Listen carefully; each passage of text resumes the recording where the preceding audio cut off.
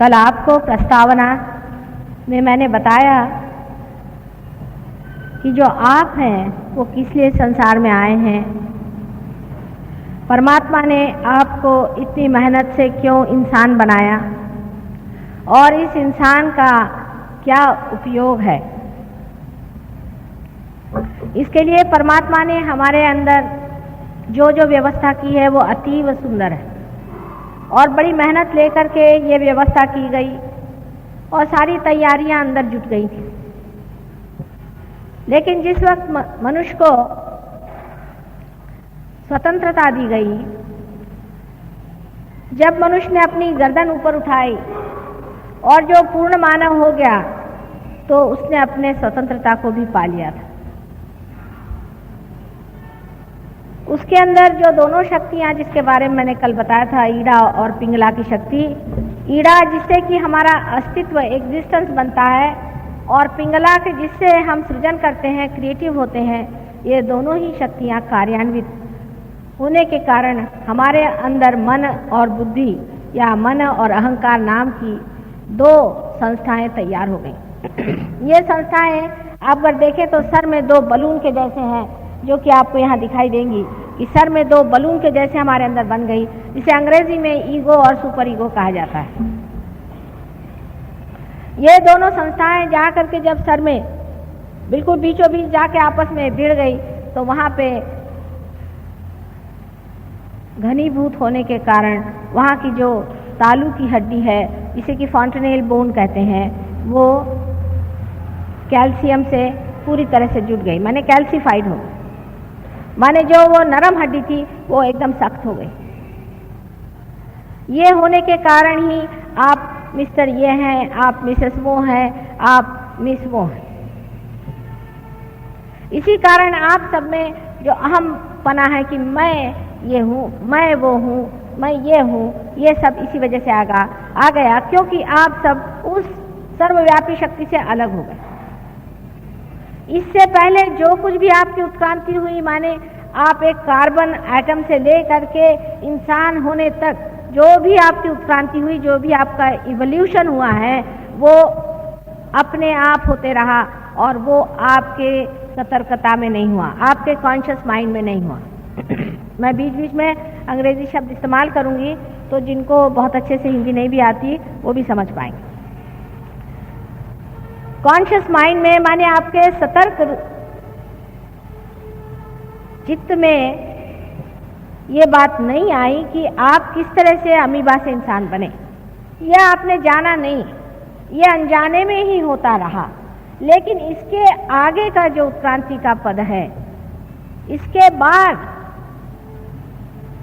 बाद जो आपको पाने का है, वो आपको जानना जरूरी था।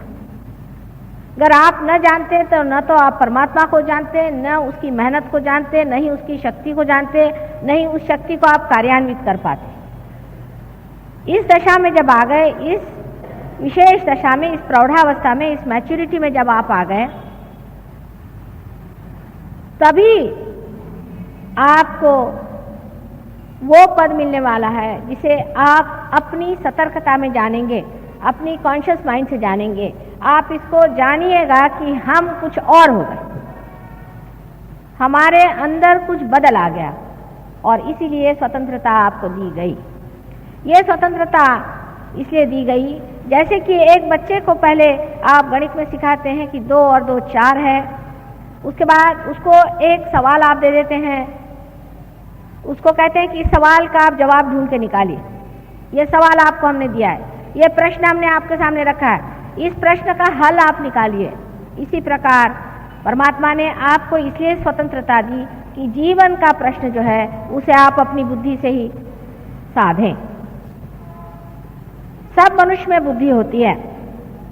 बुद्धि में जब तक सुबुद्धि नहीं होती, विजडम नहीं होती है, तब वो बुद्धि किसी काम की नहीं।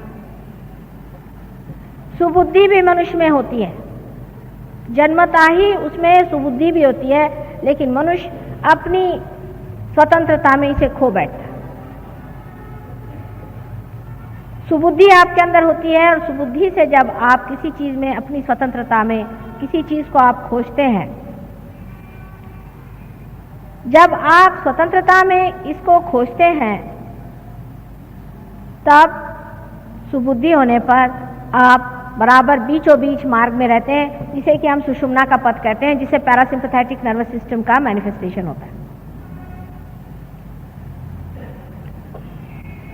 अब जो लोग इस सुबुद्धि से अपरिचित हैं या जिन्होंने उसको तिलांजलि दे दी, इस विजडम से पार हो गए, वो एक तो राइट हैंड साइड की तरफ बहुत जाते हैं या लेफ्ट हैंड साइड की तरफ बहुत जाते हैं। अब इस लेफ्ट हैंड की ओर हमारा अतीत है, हमारा अतीत, हमारा पास्ट लेफ्ट हैंड की तरफ में। जो कुछ हमने आज तक किया है वो सब हमारे लेफ्ट में है, हमारी ईड़ा नाड़ी में पूरा की पूरा स्थित है। इसी से जो संस्था बनती है, जिसे कि हम मन कहते हैं या सुपर ईगो कहते हैं। आपने बहुत बार सुना हो, लोग कहेंगे मेरा मन नहीं चाहता ना, ये मन है क्या? ये मन आप नहीं है, ये मन है। लोग कहते हैं भाई मेरा मन नहीं चाहता है करने को। ये आपके बचपन से बैठे हुए संस्कार, बचपन से बैठे हुए दिमागी जमा खर्च और पूर्व जन्म के भी बैठे हुए जितने भी आपके अनुभव हैं, सारे ही आपके लेफ्ट साइड में बैठे हो। अच्छे बुरे सब तरह के आपके लेफ्ट हैंड साइड में बैठे, और आपके राइट हैंड साइड में आपका भविष्य है। राइट हैंड साइड में आप जो सोचते हैं आगे का, ये करने का है, प्लानिंग करने का है, ऐसा करने का है, वहां जाने का है, इसे मिलने का है, ये सारा कुछ आपके राइट हैंड साइड में होता है। उसी प्रकार हमारे शरीर की चिंता करना कि हमारा शरीर कैसा ठीक रहेगा और इस शरीर में ये तकलीफ है, और किसी आने वाले मृत्यु से डरना आदि सब राइट हैंड साइड में हो जाता है। पर सुषुम्ना जो बीच का स्थान है वो है आपका प्रेजेंट, माने वर्तमान, प्रेजेंट। अब मैं आपसे कहूं कि आप इस वक्त रुक जाएं, इसी वक्त यहां पर आप रुक जाएं, तो हो नहीं सकता। रियलाइज सोल्स को होगा, बाकी नहीं रुक सकते, क्योंकि एक विचार उठता है फिर वो खत्म हो जाता है। आप उसका उठना देखते हैं, उसका गिरना नहीं देख सकते। दूसरा विचार उठता है, वो भी गिर जाता है। इन दोनों के बीच में जो जगह है वो विलंब है, वही प्रेजेंट है। जो उठा विचार और गिर गया वो तो अतीत में चला गया, वो तो पास्ट में चला गया, और जो विचार आने वाला है वो सामने के लिए बना हुआ है, वो आपके भविष्य में, फ्यूचर में चला गया। लेकिन जो इसके बीच में थोड़ी सी जगह होती है जिसे विलंब कहते हैं, वो जगह वहीं प्रेजेंट है, और वो हर इंसान में इतनी छोटी सी होती है कि इंसान ज्यादातर एक विचार के खोपड़ी पे आया नहीं कि दूसरे पे कूदा, तीसरे पे कूदा, चौथे पे कूदा, बस हर समय कूदता ही रहता है। इसलिए वो अंदर उतर नहीं पाता है। और यही चीज जब कुंडलिनी ऊपर चढ़ती है तो ये दोनों ही मन और अहंकार को ऐसे नीचे निचोड़ लेती है कि ये दोनों ही चीजें एकदम से जैसे कोई गुब्बारे में से हवा निकल जाए ऐसे सिकुड़ जाती हैं, और उसके कारण हमारा विलंब स्थापित होता है। इसलिए हम निर्विचार हो सकते हैं। कल जो लोग यहाँ पर पार हुए हैं, जिनके हाथ से ठंडी ठंडी हवा आने लग गई थी, वो निर्विचार हो गए। लेकिन हम लोग इस निर्विचारिता में रुक नहीं पाते, क्योंकि हमारी आदतें पहले से लगी हुई हैं, हमारे तौर तरीके पुराने सालों के चल रहे हैं, उससे हम अपने को छोड़ नहीं पाते। नई दुनिया में आकर के भी हम अपनी पुरानी दुनिया से अब भी पूरी तरह से रिश्ता नहीं तोड़ पाते हैं। हालांकि रिश्ता टूट गया है, लेकिन दिमाग में अभी बैठा है। जैसे कि समझ लीजिए एक आदमी शहर में रहने वाला है, और वो जब गांव में जाता है तो जैसे शहर में मोटर चलाता है वैसे ही गांव में चलाने लगता है। फिर उसे बताया जाता, बाबा यहाँ का रास्ता खराब है, इस तरह से मोटर मत चलाओ, यहाँ तो सत्यानाश हो जाए, तुमको तो खूब गोल घुमा के चलाना पड़ेगा।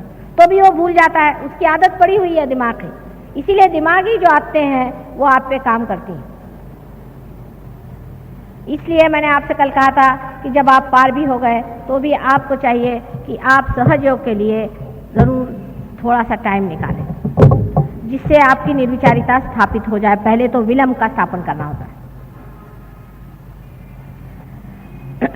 अब जब यह आपका विलंब स्थापित होता है, यही वो जगह है जहाँ से परमात्मा का साम्राज्य शुरू होता है। जैसे कि आप सोचिए कि चक्की का मुंह है, चक्की के मुंह में जब तक आप दाना नहीं देंगे वो पिस के नहीं निकलने वाला, ऊपर में आप डालिएगा इधर उधर फैल जाएगा। इसी तरह निर्विचारिता समझ लीजिए परमात्मा के साम्राज्य का मुख है, उसमें आप डाल दीजिए तो सारा ही कार्य हो करके उसका जैसा प्रोसेसिंग हो करके आपको तैयार काम मिलेगा। यानी इतनी प्रचंड शक्ति है परमात्मा की। क्या आपको कोई प्रश्न है? अभी यहाँ पर एक साहब आए हुए हैं, वो मॉरिशस के रहने वाले हैं, बहुत बड़े साइंटिस्ट हैं और उन्होंने डॉक्टरेट की, बहुत सालों से मेहनत करते रहे, उनकी डॉक्टरेट किसी तरह से पास नहीं कर रहे थे और विषय उन्होंने बड़ा सुंदर लिया था कि शराब का क्या असर होता है हमारे ऊपर। उसमें सहयोग की दृष्टि से भी बहुत विचार विनिमय हुआ लेकिन उनका माँ मैं तो हार गया इन लोगों से, ये तो मेरा देखते भी नहीं। मैंने कहा अच्छा तुम्हारा थीसिस तुम लेके आ जाओ। तो लेके आए, मैंने उसे पढ़ा वढ़ा कुछ नहीं, मैंने कहा भाई अभी इसका तो टाइम नहीं है, बस मैंने उसे उठा करके और उस चक्की के मुंह में दे दिया